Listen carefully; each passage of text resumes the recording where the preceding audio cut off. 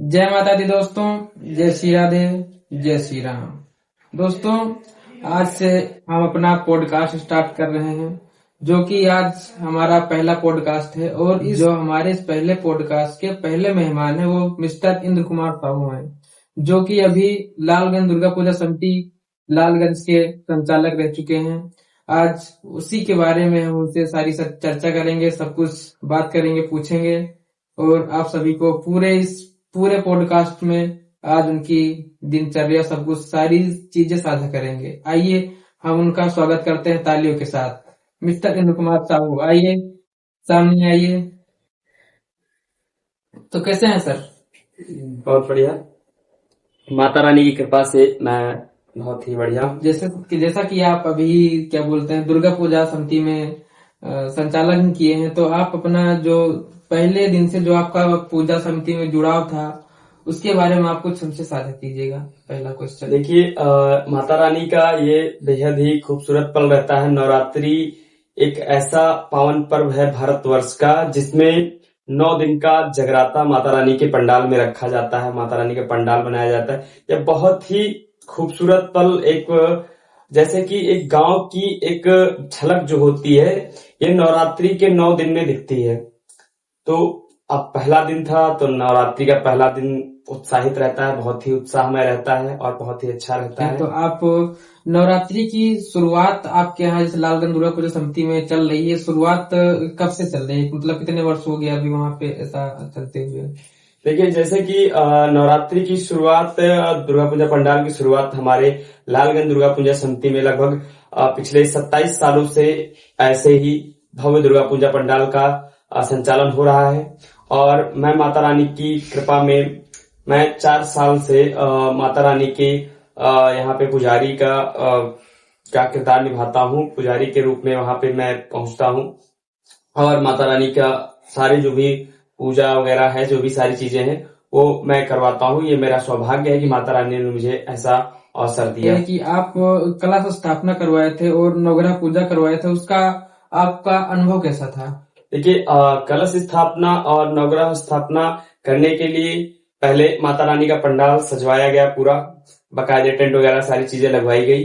तत्पश्चात उसको पंडित जी ने गंगा जल से उस पूरे पंडाल को स्वच्छ और पवित्र किया। पवित्र करने के तत्पश्चात कलश स्थापना हुई। कलश स्थापना की सारी पूजा पाठ विधि विधान से किया गया और नवग्रह और वेदी जी को बनाया गया और उनकी विधि विधान से पूजा करके स्थापना की गई। तत्पश्चात माता रानी के आगमन की सारी तैयारी वहां पे पूर्ण कर दी जा चुकी थी। अच्छा, अब जैसे आप माता रानी को लाने जा रहे हैं, तो उसके प्रति आपकी क्या उत्साहना थी? आप कितने उत्साहित थे? कुछ उस बारे में बताइए।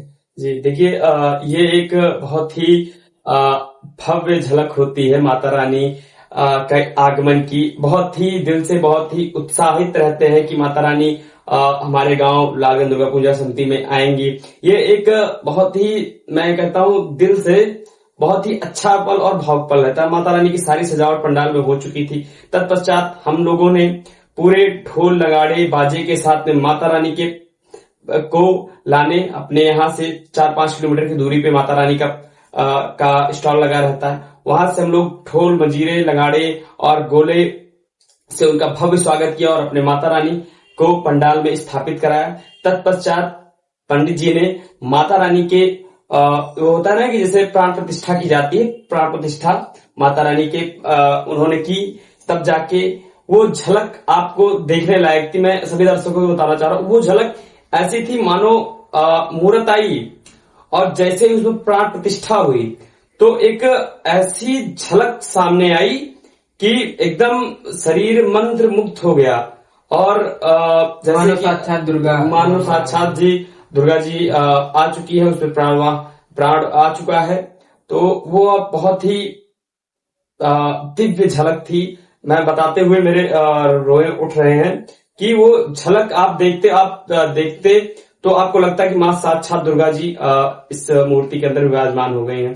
तो वो बहुत ही भावनात्मक था। मैं उमेश जी, ये सारी चीजें रहती हैं। आपने पूजा किया, उसके दौरान आपने कौन कौन से धार्मिक कार्यक्रम किए, उसके बारे में बताइए। देखिए, जैसे कि नवरात्रि का जगराता 9-10 दिन 12 दिन जो भी चलता है, चलता रहता है। तो इसमें एक मनमोहक छवि रहती है कि जो भी दर्शक आते हैं, जो भी आरती के करने आते हैं, उसके बाद उनकी ये ललक रहती है कि माता रानी के पंडाल में कुछ धार्मिक कार्यक्रम किए जाएं, जैसे कि जागरण वगैरह हो गया, ये सारी चीजें हो गई। तो मैं आपको, आप विश्वास नहीं मानेंगे, माता रानी की ऐसी कृपा थी कि मैंने बस एक जरा सी बात ही बच्चों तक पहुंचाई थी कि क्या यहाँ पे कोई ऐसी बच्चे हैं जो माता रानी के कुछ किरदार को निभा सकते हैं। तो आप मानिए, मैं इतना बिजी था उस समय कि मुझे समय नहीं था, लेकिन हमारे यहाँ की 4 कन्याएं 5 कन्याएं ऐसी थी, छोटी छोटी, मैं आपको दिखा दूंगा वीडियो के माध्यम से, बहुत छोटी छोटी हैं, और उनको ऐसी ललक उठी कि नहीं, मामा जी, उसमें एक भांजी भी थी और गांव की छोटी छोटी कन्याएं थी। उन्होंने कहा नहीं, मुझे ये रोल करना है, माता रानी के तरह ये करना है, वो करना है। छोटी छोटी कन्याएं पूरा मानो साक्षात दुर्गा का अवतार है, 9 कन्याओं का अवतार है, माँ देवियों का अवतार है। उस टाइप से उन्होंने अपना सजावट करी, और ये आप देख के बता नहीं सकते थे कि ये साक्षात माँ दुर्गा, माँ कात्यायनी, माँ महागौरी, माँ शैलपुत्री का आगमन हुआ था। ऐसे मानो छोटे छोटे बच्चे जिस किरदार में आए थे कि वो किरदार देख के आप मंत्रमुग्ध हो जाते। ऐसा लगा था कि साक्षात माँ दुर्गा अपने चारों बहनों के साथ में पधार रही हैं। और उसके बाद उन्होंने अपना दिव्य जगराता माता रानी के पंडाल में किया, और कब समिति ने उनको बहुत सम्मान किया। पूरी पब्लिक ने, जो भी दर्शक थे वहां पे, उन्होंने उनका सम्मान किया, तालियों से स्वागत किया। और यह पल थोड़ा सा प्रेरणादायक था बच्चों के लिए कि हम लोग कैसे माता रानी के पंडाल को और भव्य तरीके से झलक तक दिखला सकते कि हैं। आपने माता रानी का भंडारा किया और कन्या भोज भी किया और हवन भी कराया, तो उसका अनुभव आपका कैसा रहा? देखिए, उसका अनुभव तो मैं आपको बता दूं, बहुत ही अच्छा रहा। जैसे कि माता रानी का एक त्योहार रहता है, 9 दिनों का त्योहार रहता है, 10 दिनों का त्योहार रहता है। तत्पश्चात हमारी समिति द्वारा एक विशाल भंडारे का आयोजन किया जाता है। पहले हम लोग माता रानी के 9 कन्याओं का भोग करते हैं, जिसमें गांव की छोटी छोटी कन्याएं आती हैं, जिन्हें माँ दुर्गा, माँ 9 देवियों के स्वरूप की उपासना करके उन 9 देवियों की भोजन कराया जाता है, कन्या भोग कराया जाता है, सभी माताओं को भोग लगाया जाता है। तत्पश्चात कन्याओं का जब भोजन हो जाता है, उसके बाद हवन का कार्यक्रम किया जाता है। हवन होते वक्त मान लो ऐसा लग रहा है जैसे माँ दुर्गा स्वयं आ गई हो, भोग अपना स्वीकार कर रही हो, पूर्ण आहुति अपनी ले रही हो, और उस समय पूरा पंडाल मंत्रमुग्ध हो गया। ऐसा लगा मानो माँ दुर्गा साक्षात पंडाल में आके अपना पूर्ण आहुति ले रही हैं हमारे समिति के द्वारा। और उसके बाद फिर हम लोग का विशाल भंडारे का आयोजन किया गया। और विशाल भंडारे का मुख्य आकर्षक ये था कि यह पूरे अपने जो भी है लालगंज दुर्गा पूजा समिति के जो भी आस पड़ोस के सारे गांव, वहां से विशाल भंडारा था। और ये भंडारा हमारा 2 बजे समथिंग चालू हो गया था, और माता रानी की कृपा से रात तक चलता रहा। 8 बजे तक माता रानी का भंडारा चला, और कोई भी भक्त ऐसा नहीं था जो उस दिन भूखा सोया हो। माता रानी का भंडारा था, माता रानी ने उसे बहुत ही सफल किया। दूर दूर तक, जहां जहां तक पब्लिक को पता चला, वहां वहां के लोगों ने भंडारे को ग्रहण किया और अपने जीवन को धन्य किया। आपने इस पूजा के दौरान कोई एक ऐसा विशेष पल बताइए अपना, जो आपने जीवन भर याद रखना चाहते हैं। जी जी, जैसे कि देखो, पल तो बहुत से सारे थे 9 दिन में, लेकिन मैं एक ऐसा पल बता रहा हूँ। जैसे कि हमारे यहाँ भंडारा चल रहा था, और भंडारा चल रहा था जैसे कि प्रथा ही है, जो भी 4-5 सालों से भी रिसेंटली चालू हुई है। और भंडारा, विशाल भंडारा होता है, भीड़ भी बहुत रहती है। तो उस टाइम हमारे गांव के एक मामा जी हैं, जिन्होंने मतलब बगल के गांव के नवरात्रि में वहां पे सीता का रामायण चलती है, तो वहां से झांकी निकाली जाती है। और हमारे दुर्गा पूजा पंडाल में जब भंडारा होता है और दशहरे वाले दिन, तो उस दिन श्री राम और भरत मिलाप होता है, भरत और राम जी का मिलाप होता है। वह क्षण बहुत ही प्यारा था, एकदम भावात्मक था। पूरी पब्लिक और डीजे लगाड़ू के साथ में भरत जी एक तरफ से खड़ा हुआ अपने सर पर रखे हुए लेके आ रहे हैं, और इधर राम जी, लक्ष्मण जी और उनके शिष्य हनुमान जी और माता सीता और जो भी हैं पूरी अपनी टोली के साथ में आ रहे हैं, और भरत जी खड़ा हुआ अपने सर पर रखे हुए आ रहे हैं। तो ये एक अद्भुत अलौकिक था, मैं आपको बयान नहीं कर सकता। उस टाइम आपकी मैं आपको झलक दिखलाऊंगा, वो बहुत ही भावनात्मक था एकदम। जैसे मान लो स्वयं श्री राम जी अपने छोटे अनुज भरत जी से मिलाप कर रहे हैं वह, और उसकी समिति ने हमारी समिति में उनका मिलाप हुआ, और वह भावनात्मक पल था। और हमारी समिति ने पूरा आदर पूर्वक उनकी आरती सजाई, थाल सजाई, और मैंने खुद स्वयं आरती की और उनका सम्मान किया, उनको भेंट दी और उनको फूल मालाओं से उनका स्वागत किया, जैसा कि किया मैंने। और वहां वो झलक बहुत ही यादगार थी, सभी भक्तों को यादगार थी। उस समय मान लिया भीड़ इतनी उमड़ चुकी थी, सब माता रानी के पंडाल में एकत्रित हो गए थे, और उस समय विशाल भंडारे ने एक विकराल रूप ले लिया, और सब भक्तों को, हमारे कार्यकर्ता जुटे रहे, किसी को मतलब भंडारा एक क्षण भी नहीं रुका, और पूरी पब्लिक, मैं बता दे रहा हूँ, आप एक बच्चा ऐसा वहां नहीं पाएंगे जिसको भंडारे का प्रसाद ना मिला हो। सभी लोग हमारी माता रानी कृपा है। जी, माता रानी कृपा है। और हमारे जो भी सहयोगी थे, उन्होंने इतना विशाल भंडारा कराने का वो रखा, तो मैं उनका बहुत बहुत ही धन्यवाद करता हूँ। जैसा कि आपने हमें बताया था कि हमारे माननीय प्रमुख जी भी वहाँ पे आए थे, तो उनका आगमन कैसा रहा? जी, देखिए, माननीय प्रमुख जी बहुत ही दिल के, बहुत ही अच्छे आदमी, स्वभाव के बहुत ही धनी आदमी है। उनको हमने एक बार में ही बुलाया, और उन्होंने बिना संकोच होकर कहा माता रानी का पंडाल सजा है, तो उन्हीं ने मुझे बनाया है, तो मैं उनके पंडाल में आने से कैसे मना कर सकता हूँ। मैं हालांकि ज्यादा लोग नहीं गए थे, 4-5 लोग गए थे, और भी हम जैसे हैं हमारे दोस्त लोग ही गए थे। उनको लेके गए थे माता रानी के पंडाल में। सुबह की आरती हुई, उसके तत्पश्चात हम लोग डायरेक्ट अपना वाहन स्टार्ट किए, उसके बाद लेके चले गए डायरेक्ट। तो प्रमुख जी बस तैयार ही हो रहे थे और बाहर अपने दौरे पे निकल रहे थे। तत्पश्चात हम लोग वहां मिले, तो उन्होंने देखा कि अरे आप लोग बताइए क्या सेवा की जा सकती है। तो प्रमुख जी से हमारी वार्तालाप हुई, और कि ऐसा है कि हमारे यहाँ पंडाल सजा हुआ है माता रानी का, 9 दिन से चल रहा है, और मैं आपको इनवाइट करना चाहता हूँ कि आप हमारे दिव्य आरती में आप सम्मिलित होइए, जिससे कि एक आरती की रौनक बढ़ जाए और वहां के लोगों के प्रति आपका प्यार और आभार दिख जाए। तो उन्होंने कहा कि ये तो माता रानी की कृपा है कि मैं आप लोगों की वजह से, मैं और माता रानी की कृपा से मैं यहाँ तक पहुंचा हूँ, मैं बिल्कुल आऊंगा। और उन्होंने समय बिल्कुल नहीं गवाया और कहा कि माता रानी का आप इंतजाम करिए, मैं बस आपके आरती के समय पहुंच जाऊंगा। उन्होंने आरती का समय पूछा, हमने उन्हें आरती का समय बताया, और उन्होंने पूरे श्रद्धा पूर्वक आए। उन्होंने आरती में अपना समय दिया, सहयोग दिया, और अपनी उपस्थिति दर्ज करी, जिससे कि पूरा जो भी दर्शक था वहां पे, उन्होंने उनको आदर सत्कार के साथ उनका सुव्यवस्थित तरीके से जो भी था मान सम्मान किया, उन्होंने एक दूसरे को सम्मान किया। तत्पश्चात वो भी क्षण एक मतलब बहुत ही अच्छा क्षण था कि दर्शक भी थे कि माननीय प्रमुख जी आए हैं तिलोई विधानसभा के, तो बहुत सबको अच्छा लगा। माता रानी के पंडाल में उनका समय ऐसा था कि मान लो बहुत ही अच्छा था। तो आप जैसे होता है ना कि कोई आता है, तो अगर उसका दिखता है कि उसका लेवल क्या है, आपका लेवल क्या है, उस लेवल में अगर आपके लेवल में वो ढल रहा है, तो मानिए आज के जमाने में बहुत ही अच्छी बात है। तो प्रमुख जी का स्वभाव ऐसा है, और वो बहुत ही अच्छे स्वभाव के हैं। उन्होंने अपना सहयोग दिया, और प्रधान संघ अध्यक्ष श्री वीरेंद्र तिवारी जी भी साथ में थे, उनको भी हमने इन्विटेशन, तहे दिल से इन्विटेशन भेजा था, और उन्होंने भी इसको एक्सेप्ट किया, और पूरी आरती में उन्होंने अपना समय दिया। तत्पश्चात अपना प्रसाद लिया और माता रानी का आशीर्वाद लिया, और घर को प्रस्थान किया। वह क्षण भी बहुत ही अच्छा था। तो पुजारी जी, आप हमें बताइए कि जैसे आपने माता रानी को विसर्जन भी किया होगा, तो उस समय का माहौल और उस समय के दृश्य दर्शकों में क्या देखने को मिल रही थी, जो वहाँ पे मौजूद थे भक्त माता रानी के, उनके उस पल का आप हमें कुछ बताइए कैसा क्या? देखिए, ये सवाल तो आपने बहुत ही भावनात्मक पूछ लिया है। मैं इसमें अब क्या बताऊं यार। देखो, मैं माता रानी का भक्त हूँ, आप भी समझ सकते हैं कि जैसे 9 दिन से, फर्स्ट डे से नवरात्रि के एक लगाव सा हो जाता है माता रानी के से। हालांकि मैं आरती करता हूँ, तो इतना लगाव हो जाता है कि 9 दिन तो पहली बात बीत जाते हैं, पता ही नहीं लगता कि मान लो अभी माता जी कल ही की आई हुई है, हम उनकी आरती कर रहे हैं।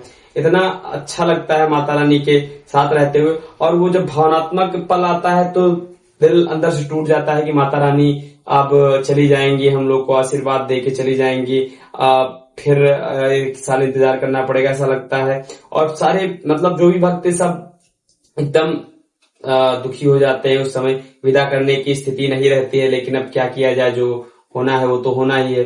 तो वो एक बहुत भावनात्मक स्थिति रहती है। सारे भक्त अपना मायूस हो जाते हैं, माता रानी उन्हें अभय का दान देकर और आशीर्वाद देकर जाने लगती हैं। सारे दुखों को वो हर लेती हैं। अपने जो भी दर्शक रहते हैं, जो भी उनकी आरती करते हैं, जो भी तहे दिल से माता रानी का अभिनंदन करते हैं, उनकी आरती करते हैं, उनकी पूजा पाठ करते हैं, उन सभी का दुख लेकर वो अपने साथ विसर्जित हो जाती हैं।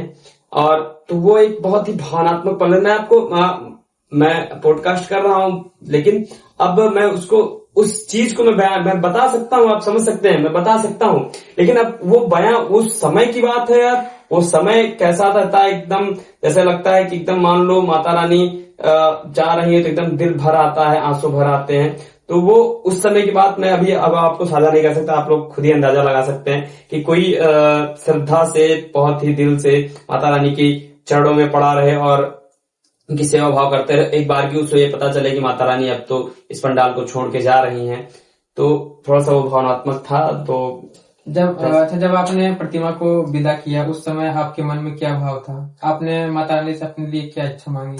देखिए माता रानी फिलहाल माता रानी को सब पता है कि हम क्या चाहते हैं क्या नहीं चाहते हैं, लेकिन हाँ ये रहता है कि मान लीजिए माता रानी जी जा रही हैं तो थोड़ा सा माता रानी से कहें कि अपना जो भी भूल चूक हुई है, जो भी गलती हुई है 9-10 दिन में, जो भी मैंने गलतियां की है वहां पे की हैं या फिर अंदर से की हैं, तो वो सारी गलती को एक्सेप्ट किया और उनसे क्षमा मांगा, जो भी जाने में अनजाने में जो भी गलतियां हुई। और माता रानी से मैंने कहा कि जो भी अपने भक्त श्रद्धा दिल से माता आपकी तरफ अपनी अर्जी लेके आए हैं, आप उनको सुनिएगा और उनकी सभी मनोकामना पूर्ण करिएगा। और साथ में मैंने माता रानी से अपनी मनोकामना मांगी कि जो भी है आप पूर्ण करिएगा माता रानी, और फिर ऐसे ही हमारे पंडाल में आते रहिएगा। वह क्षण बहुत भावनात्मक था और हम लोगों ने माता रानी का विसर्जन किया। वह क्षण बहुत ही भावुक था, लेकिन विसर्जन तो करना ही था, तो हम लोग गए पूरे सारी चीजों के साथ में और माता रानी का शारदा नदी में विसर्जन कराया।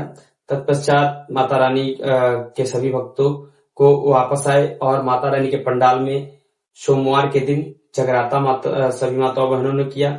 और वह जगराता एक अलौकिक जगराता था, जिसमें माता रानी के गीतों का बखान किया जाता है, माता रानी के 9 रूपों का बखान किया जाता है। और रात में ये 3-4 घंटे तक चलता रहा और सभी माताओं और बहनों ने ढोलक पूंज के माता रानी के जगराते को पूर्ण किया। तत्पश्चात माता रानी के पंडाल का आखिर का जो प्रसाद रहता है वो सभी को दिया गया। सभी माताओं बहनों ने बहुत ही अच्छी तरीके से माता रानी की जगराता किया और माता रानी को विदा किया। जैसा कि आपने 9 दिन तक माता रानी की सेवा की, आपने माता रानी की पूजा की, आप पुजारी के तौर पे वहां पे थे, तो आपने इससे मतलब क्या सीखा और समाज को आप क्या संदेश देना चाहते हैं? देखिए माता रानी ने मुझे यह अवसर दिया, बहुत ही मेरे लिए खुशी की बात है कि ये अवसर मुझे मिला। मैं बहुत ही आभार व्यक्त करता हूँ माता रानी का।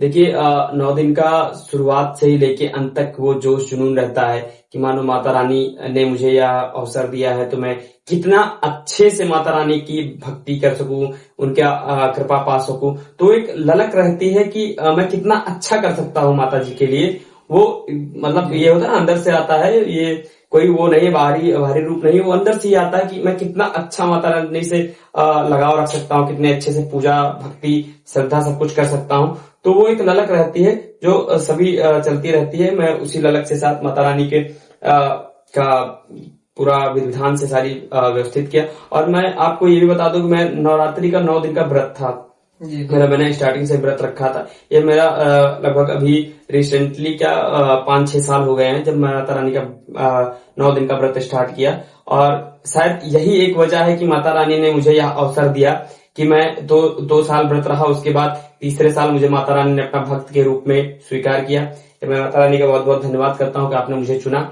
और क्योंकि जब समिति का संचालन हमारे युवा साथी कर रहे थे तब उन्होंने मुझे चुना कि शिवाजी आप माता रानी की आरती क्यों नहीं करते, आप तो 9 दिन का व्रत रहते हैं। तो मैंने कहा ये तो मेरी सौभाग्य की बात है कि माता रानी ने मुझे चुना आप लोगों के जरिए, तो मैं इसके लिए मना कैसे कर सकता हूँ। मैं 9 दिन की माता रानी ने मुझे समय दिया है, मैं उनके लिए 9 दिन का समय नहीं निकाल सकता। क्यों नहीं निकाल सकता भाई, माता रानी ने मुझे समय दिया है, मैं माता रानी बिल्कुल समय निकाल सकता हूँ। तो मैंने माता रानी का तभी से मैं अपना माता रानी की आरती और पूजन का कार्यक्रम मेरे हाथों द्वारा ही संपन्न होता है। माता रानी की कृपा है और यही क्षण मेरे लिए बहुत ही अच्छा था लाइफ में। ये 9 दिन का 10 दिन का जो भी क्षण था बहुत ही यादगार था। पुजारी जी, जैसा कि आपने दुर्गा पूजा समिति लालगंज का संचालन किया और आप एक समिति के अध्यक्ष भी रह चुके हैं और आपके सर्किल में थे जो कि अध्यक्ष थे, कोषाध्यक्ष थे और बहुत से थे जो उसमें समिति में जुड़े हुए थे। तो आप इस समिति के बारे में आप क्या राय देना चाहते हैं और कैसे आपने समिति बनाई, क्या उसमें मैनेज किया, उसके बारे में आप थोड़ा बताइए और दर्शकों को बताइए आप समिति से आप क्या सीख सकते हैं। देखिए, समिति का जहां तक ख्याल है, एक समिति कितनी अच्छी और मजबूत होनी चाहिए, इसके लिए आपने बहुत अच्छा सवाल किया है। देखिए, इसका जवाब भी मेरे पास बहुत ही अच्छा है। ये आप सभी समिति वालों को सुनना चाहिए और ये सभी के लिए प्रेरणादायक हो सकती है, तो कृपया करके इसको पूरा सुनिएगा। देखिए, समिति बनाना आसान नहीं है। देखो, सब लोग को मैं एक कहानी के रूप में आपको समझाता हूँ। जैसे कि एक गांव रख लीजिए, ठीक है। गांव के हर एक आदमी के पास एक शॉप है, सब लोग बिजी चल रहे हैं, कोई जॉब कर रहा है, कोई कहां जा रहा है, कोई कहां जा रहा है, और उससे एक दिन का समय मांगा जाए तो आप प्रति व्यक्ति से एक दिन का समय मांगेंगे तो उसके पास इतना काम रहता है कि वो कहेगा भाई मैं मंडे को फ्री हूं, 10 लोग कहेंगे मैं मंडे को फ्री हूं, कोई कहेगा मैं संडे को फ्री हूं। अब आपके गांव में 100 लोग हैं, है ना। अब 100 लोग से आप पूछेंगे, क्वेश्चन करेंगे, तो कोई कहेगा मैं संडे को फ्री हूं, कोई कहेगा मंडे को, मैं 10 दिन बाद फ्री हूं, मैं 15 दिन बाद फ्री हूं। तो इसलिए एक समिति का संचालन करना, और वो एक समय रहता है, जैसे दुर्गा पूजा नवरात्र आता है तो एक 9 दिन का पूरा सर्किल चलता है, जिसमें एक साल में आपने क्या किया वो मतलब नहीं रखता है। लेकिन इस 9 दिन में अगर आप सभी लोग, आप 100 लोग रह रहे हैं, सब लोग सभी बिजी हैं, लेकिन एक समय रहता है शाम की आरती, जो भी संध्या की आरती होती है, शाम को 7 बजे से लेकर रात 10 बजे तक का समय रहता है। उस समय में जितनी माताएं बहनें रहती, एक दूसरे पे मिलाप होता है। सभी जो भी सदस्यगण रहते हैं, जो भी रहते हैं सदस्य, जो भी दुकानदार रहते हैं, जो भी इस समिति के सदस्य रहते हैं, उन लोग का एक मिलाप होता है। वो एक समय बैठते हैं साथ में माता रानी की आरती करते हैं, पूजा करते हैं, और साथ में बैठने का अनुभव मैं बता रहा हूं ना आपको, जैसे कि एक अनुभव हो जाता है। आप ऐसे साथ में बैठेंगे नहीं, लेकिन एक ये पंडाल ऐसा है कि आप इसमें साथ में बैठ रहे हैं, सारी चीजें सब सामने हो रही है, प्रसाद बट रहा है, सब लोग साथ में, प्रसाद बटने के बाद आप लोग बैठ रहे हैं साथ में, 2-4 बात की चर्चा हो रही है कि गांव में क्या चल रहा है, कैसे क्या चल रहा है, किसको मैनेज करना चाहिए, कैसे इंफ्रास्ट्रक्चर को कैसे मजबूत करना चाहिए, या फिर इस नवदुर्गा पूजा पंडाल को कैसे और अच्छा बनाना चाहिए, या फिर इस युवा वर्ग को आप कैसे कंट्रोल कर सकते हैं, युवा वर्ग को क्या सिखाया जाए कि हमारे गांव में अच्छी तकनीक आए, या फिर कुछ भी चीज पे चर्चा कर सकते हैं। एक समय मिल जाता है सबको, घर से भी आप फ्री रहते हैं, घर में भी आपको कोई बोलने वाला नहीं, काम भी नहीं पड़ता है, तो आप ये समिति का संचालन एक अहम मुद्दा रहता है कि जगह आप अध्यक्षता कर रहे हैं, तो एक अध्यक्ष का ये वो क्या बोलते हैं, अध्यक्ष का एक दायित्व रहता है कि समिति के सभी सदस्य को एक साथ जोड़ के चले। और मैं समिति के हर एक सदस्य को ये कहना चाहता हूं कि आप लोग बढ़ चढ़ के सपोर्ट करिए, क्योंकि ये मेरे लिए नहीं, अध्यक्ष के लिए या फिर कोषाध्यक्ष जो उसका हेड है, जो उसके लिए सब, उसके लिए नहीं, ये व्यवस्था किसको की जा रही, आप लोग के लिए की जा रही। आप लोग आएंगे, आप लोग का सपोर्ट ये आपके चंदे से होता है। समिति किसी एक मनुष्य के उससे नहीं चला। अगर एक मनुष्य के, एक आदमी के बल पे चलता तो वो अपने द्वार पे पंडाल लगा लेता और अपने आप किसी को इनवाइट नहीं करने जाता, आप लोग आए चाहे ना आए। लेकिन अगर एक समिति का संचालन हो रहा है, एक समिति बन रही है, तो सब लोग से बराबर चंदा, आप 10 रुपए का चंदा दे रहे हैं, आप उस समिति के एक मेंबर के रूप में कहलाएंगे। आप 10,000 रुपए का चंदा दे रहे हैं, तभी भी आप एक मेंबर ही रहेंगे उसमें। और माता रानी के यहाँ एक सदस्य ही रहेगा, वो कोई बड़ा नहीं हो जाएगा। हाँ, ये देखो, अध्यक्षता, आप अध्यक्ष भी बड़ा नहीं है, अध्यक्ष चंदा कम ही देगा या फिर ज्यादा देगा, वो बिल्कुल भी मायने नहीं रखता है। क्योंकि अध्यक्ष हो रहता है कि आपके पास मान लो समय नहीं है, आप दुकान चला रहे हैं, आप कुछ कर रहे हैं, आपके पास समय नहीं, तो अध्यक्ष है कि जिसने पूरी जिम्मेदारी अपने सर पे उठा ली है। ठीक है, मैं समझ रहे हैं ना जी। देखिए, वो अपना जिम्मेदारी उठा ली, वो 9 दिन के लिए फ्री हो गया। किस लिए? आप लोगों के लिए, कि आप लोग के लिए पूरा अरेंजमेंट कर सके, कैसे क्या प्रसाद का वितरण है, कैसे क्या सारी चीज चल रही, लाइटें सही जगह लग रही है कि नहीं, कुर्सी मेज की व्यवस्था है कि नहीं, माताएं बहनें आ रही हैं उनको बैठने के लिए सारी व्यवस्था है कि नहीं, पंडाल में सफाई सुथरा है कि नहीं। आपके पास समय नहीं, लेकिन उसको एक जिम्मेदारी दे दी गई है कि वो ये काम करे। तो अब अध्यक्ष कोई बड़ा नहीं होता है, अध्यक्ष आप लोग का रहता है कि आप लोगों ने उसे जिम्मेदारी दी, उस जिम्मेदारी को निर्वहन कर रहा है। तो समिति को आप लोग सपोर्ट करिए, जैसे कि छोटा छोटा चंदा आप लोग दे रहे हैं तो उससे समिति का विकास ही होगा। और जैसे कुछ लोग सोच रहे हैं कि 500 रुपए दे दें, मतलब मैं पैसे की बात नहीं करता हूं, लेकिन जैसे ये है कि वो लोग ज्यादा दे रहे हैं, तो आप 100 रुपए दे रहे हैं तो मैं 100 ही रुपए दूं, नहीं, आपके पास जितना स्वेच्छा हो रहा, आपका स्वेच्छा कर रहा है 500, तो ये नहीं कि आप 500 देना चाह रहे हैं तो अब कोई 100 देके चला गया तो आप उसकी तुलना, अरे आपको माता रानी ने दिया है, आप माता रानी के पंडाल में खर्च करेंगे, आपको उससे 100 गुना प्राप्त होगा, आप दूसरे के कह पे क्यों जा रहे हैं? ठीक है, तो माता रानी का पंडाल है, आप लोगों के लिए ही लगा है, आप लोगों की माताएं बहनें आके बैठेंगी, आरती की झलक देखेंगे, आरती करेंगे, श्रद्धा में रहेंगी और माता रानी उनको अभय देंगी, आशीर्वाद देंगी। तो ये एक बहुत ही बेहतरीन सा पल रहता है। हालांकि मैं दर्शकों को भी अवगत कराना चाहता हूँ, जैसे जो पंडाल में चलता रहता है, किसी से कोई भेदभाव नहीं किया जाता है, और बाकी जो भी चीजें रहती है सभी एक एक लोगों के पास पहुंचती रहती है, सब चीज पहुंचती रहती हैं। तो समिति के लिए मैं फिर से यही बताना चाहता हूं कि देखिए, एकता बहुत ही जरूरी है, आपका होना चाहिए जी। समिति में आप कर कुछ रहे तो बहुत लोग उसमें कमी निकालने, बहुत करना कुछ नहीं है लेकिन कमी निकालने वाले बहुत कमी निकालने वाले इतने आ जाते हैं कि मान लीजिए आप ये नहीं, अरे भाई आप सदस्य हैं, आप कोई, मैं कुछ गलती कर रहा हूँ, मैंने गांव के हैं, आप उनको देखना भी चाहिए। आप मान लीजिए मैंने समिति से पूछ लिया, मान लीजिए पर्दा फट गया है तो मैं खुद बोल रहा हूँ उससे भैया पर्दा चेंज करा दीजिए, ऐसे ऐसे सारी सुविधाएं, तो आपने पैसा दिया है, आपने चंदा दिया माता रानी के, तो ये पंडाल आपका भी तो है। मान लीजिए मैं कुछ भूल रहा हूँ या कुछ नहीं, आपने मुझे बताया कि यहाँ फूल कम लगा है, यहाँ पे कुछ कम लगा है, तो मैं भूल गया, मेरे पास इतना सारा काम आ गया है, मैं उसको भूल, आपकी जिम्मेदारी क्या बनती, आप खुद उसको स्वयं सही करवा सकते हैं या तो ये चीज आप लोगों को समिति में समझना चाहिए कि मैंने बोला ना, चंदा आपने 10 रुपए का माता रानी के यहाँ पे चंदा दिया, तो आप 10,000 वाला जो 10,000 दिया है, आप उसके बराबर की सदस्यता ले रहे हैं। ठीक है, अगर कोई कमी होती है, मान लीजिए हम लोग का ध्यान उस तरफ नहीं जाता, तो आप लोग खुद उसका सुधार कर सकते हैं। तो आप बढ़ चढ़ के माता रानी के या फिर गणेश चतुर्थी जो भी कार्यक्रम होते हैं हिंदू धर्म को और सनातन को बढ़ाने के लिए, अब मेरे यहाँ का जो चल रहा है 27 साल से, सोचो 27 साल से उन्होंने कमान संभाल रखी, उसको आज हम लोग को यह अवसर मिला है, हम युवा और को यह अवसर मिला है कि मैं उसको बढ़ा के लेके चलो, हम लोग उसको बढ़ा के लेके चले। तो ये अवसर हम लोग को मिला है, हम लोग बहुत सौभाग्यशाली हैं, अपने सनातन संस्कृति को बढ़ा चढ़ा के ले जा रहे हैं। तो ये हम लोग के लिए बहुत गर्व की बात है। आगे चल के पीढ़ी दर पीढ़ी ये बढ़ता जाएगा तो वो एक मिसाल कायम करेगी माता रानी के भक्तों की, हाँ ये ललक थी, ये माता रानी के पंडाल की ये झलक थी कि लोगों ने बहुत बढ़ चढ़ के सपोर्ट किया और बहुत ही अच्छे तरीके से कार्यक्रम बढ़ते रहेंगे इसी तरीके से। तो समिति पे मेरा यही कहना था। बाकी जो भी गलतियां हुई, जो भी वो हुई है, जो भी गलती भूल में क्योंकि जान की गलती किसी से होती नहीं, मान लो भूल में कोई भी गलती होती है तो उसके लिए मैं क्षमा प्रार्थी हूँ। लेकिन मैंने कहा ना कि आप लोग भी बराबर सदस्य है, तो आप लोग वो चीज मुझे बता सकते हैं, खुद से सुधार की वो कर सकते हैं, खुद से सुधार कर सकते हैं। जैसे कि मेरा ध्यान उस पर नहीं जाता है तो आप लोग खुद सुधार कर सकते हैं। तो इस वजह से अपना जो भी है, आप लोग का बहुत बहुत धन्यवाद, आप लोगों ने इस वीडियो को देखा और बाकी जो भी कमियां रह गई वो पूरी की जाएंगी।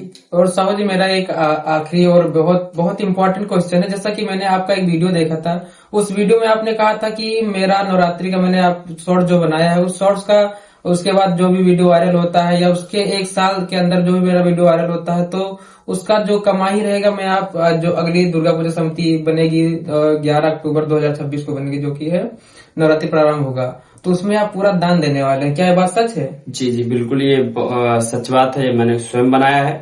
देखिए माता रानी की, जैसे मैंने बताया ना कि माता रानी को मैंने सर्वस्व 9 दिन के लिए, 10 दिन के लिए, जितने दिन के लिए माता जी आई थी, सर्वस्व निछावर कर दिया था। तो मेरा यही कहना था कि माता रानी के पंडाल में जो भी मैंने वीडियो शूट किया, जो भी मैंने वीडियो बनाए, जो भी माता रानी के जगराते या सारी चीजें जो मैंने डाल रखी है, अगर माता रानी की वजह से मेरा वीडियो वायरल होता, माता रानी की वजह से मैं फेमस होता हूं, तो उससे जो भी अर्निंग होगी मैं अपने इस दुर्गा पूजा पंडाल को भव्य तरीके से, या फिर देखिए आप लोग चंदा दीजिए उसकी दिक्कत, लेकिन मैं अपने तरफ से जितना हो सकता है पूरा का पूरा चंदा जो भी आएगा मेरे अर्निंग में, यूट्यूब के 1 साल के करियर में जो भी पेमेंट आएगा, जो भी माता रानी की कृपा से अच्छा खासा जो भी पेमेंट आएगा, वो सब मैं माता रानी के पंडाल में खर्च कर दूंगा, भंडारा में, जगराते में और माता रानी के पंडाल को सजावट में। ये सारी चीज मैं निछावर कर दूंगा, सारी चीज माता रानी के चरणों में ले जाकर रख दूंगा।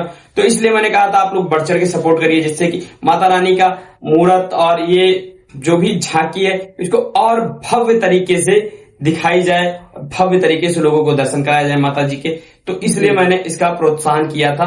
और हालांकि आप लोग सपोर्ट करिएगा तो ये समय जल्द आएगा, 26 अक्टूबर का समय जल्द आएगा कि माता रानी का एक भव्य दर्शन मैं आपसे भी कराऊंगा। बस आप लोग मुझे सपोर्ट करिएगा, लाइक करिएगा और शेयर करिएगा और सब्सक्राइब भी करिएगा, जिससे कि मेरा हौसला बढ़ेगा और जो भी अर्निंग आएगा वो मैं माता रानी को दान करूंगा। जय माता दी, जय माता दी। बहुत बहुत धन्यवाद शिवाजी, आप हमारे चैनल पे आए, आपका बहुत बहुत धन्यवाद। जय माता दी, जय माता दी।